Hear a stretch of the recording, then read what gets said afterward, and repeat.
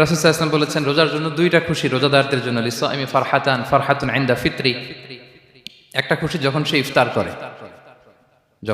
করে, এটা একটা আনন্দ, আসলে কিন্তু অনেক আনন্দ। পৃথিবীর কোনো খাবার দাবারের সাথে ইফতারের তুলনা হয় না। অন্যান্য খাবারের মধ্যে নিয়ে আসা হচ্ছে, আমি সালাদ বানাচ্ছি আবার একটু করে খেয়ে ফেলতেছি, আমি একটা কিছু রান্না করতেছি একটু ট্রাই করতেছি, কিন্তু ইফতারের অ্যারেঞ্জমেন্টটা আলাদা। কেউ ট্রাই করতে পারতেছে না, শুধু আনা হচ্ছে, টেবিলে সাজানো হচ্ছে, রাখা হচ্ছে, দোয়া হচ্ছে, বারবার ঘড়ির দিকে তাকানো হচ্ছে কখন সেই মুহূর্তটা আসবে। আসা মাত্রই বিসমিল্লাহ বলে আমরা মুখে দেই। তো এটার আনন্দটাই আলাদা।